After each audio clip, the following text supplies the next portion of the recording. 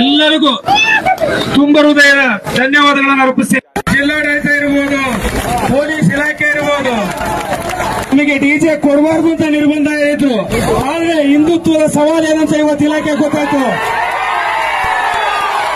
DJ ತಡೆ ಹಿಡಿದ್ರೆ 10,000 ಜನ ಸೇರಲ್ಲ ಅನ್ಕೊಂಡಿದ್ರು. ಆದ್ರೆ ಹಿಂದುತ್ವ ಏನಂತ ನಾವು ತೋರಿಸ್ಕೊಟ್ಟಿವಿ.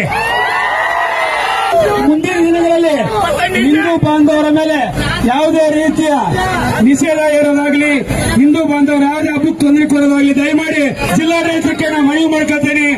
ಸ್ವತಂತ್ರವಾಗಿ ಹಿಂದೂಗಳು ಹಬ್ಬ ಮಾಡಕ್ಕೆ ಅವಕಾಶ ಮಾಡಿಕೊಡಿ. ಜಿಲ್ಲೆಗಳಲ್ಲಿ ಡಿಜೆಗೆ ಅನುಮತಿ ಕೊಟ್ಟರೆ ದಾವಣಗೆರೆ ಹಿಂದೂ ಮಹಾಗಣಪತಿ ಮಾತ್ರ ಅವಕಾಶ ಕೊಟ್ಟಿಲ್ಲ. ಈ ರೀತಿ ತಪ್ಪು ನಿರ್ಧಾರಗಳನ್ನು ಮುಂದೆ ಹೊತ್ತು ಕೈಗೊಳ್ಳಬೇಡಿ. ಮುಂದೆ ಒಂದು ದಿನ ಪ್ರತಿಭಟನೆಗೆ ನಾವು ಸಿದ್ಧವಾಗಿರ್ತೀವಿ. ಈ ನಿಷೇಧ ಹೊತ್ತು ಏರ್ಬೇಡಿ. ನಮ್ಮ ಮೇಲೆ ಏನೇ ಅಡೆತಡೆಗಳಿದ್ರು ಕಾರ್ಯಕ್ರಮ ಯಶಸ್ವಿಯಾಗಿದೆ.